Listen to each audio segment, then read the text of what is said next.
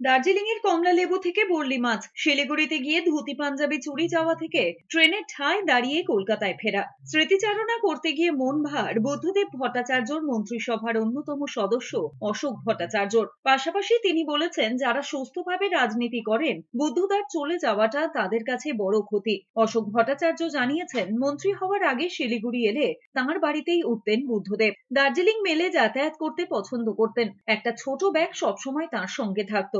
অশোক ভট্টাচার্য জানিয়েছেন, একবার তার বাড়িতে রাতে জালনা খোলা রেখে ঘুমিয়েছিলেন। চোর তার ধুতি পাঞ্জাবি এবং একটা ঘড়ি চুরি করে নিয়ে গিয়েছিল।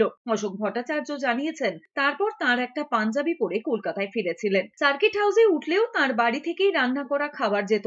পছন্দের তালিকায় ছিল বর্লি মাছ, দার্জিলিং এর কমলা লেবু। কলকাতায় গেলে বলতেন বর্লি মাছ, কমলা লেবু নিয়ে যেতে। বুদ্ধদেব ভট্টাচার্য উত্তরবঙ্গকে গুরুত্ব দিতেন বলে জানিয়েছেন অশোক ভট্টাচার্য। শিলিগুড়ি, জলপাইগুড়ি এবং উত্তরবঙ্গের সমস্যা সমাধানেও সচেষ্ট ছিলেন। একসময় দার্জিলিং এর ইনচার্জও ছিলেন তিনি। বুদ্ধদা চলে যাওয়া মানেটা তার উপস্থিতি আমাদের একটা প্রেরণা ছিল সবসময়। আমি তার মন্ত্রিসভাতে ছিলাম, উনি আমাদের বাড়িতে এসে থাকতেন। আমার মার সাথে খুব ভালো সম্পর্ক ছিল। আমার স্ত্রীকে উনি খুব ভালোবাসতেন। আমিও তার বাড়িতে যেতাম, খবরাখবর নিতাম সবসময়তেই। মন্ত্রী ছিলেন না মাঝে কয়েক বছর, তখন আমাদের বাড়িতে এসে থাকতেন। এমনকি যখন মুখ্যমন্ত্রী ছিলেন তখনও আমাদের বাড়ি থেকেই রত্নাকে, আমার স্ত্রীকে বলতেন, তুমি রত্না এই খাবারটা পাঠিয়ে দাও, এই খাবারটা আমার স্ত্রী পাঠিয়ে যেত, নিয়ে যেত।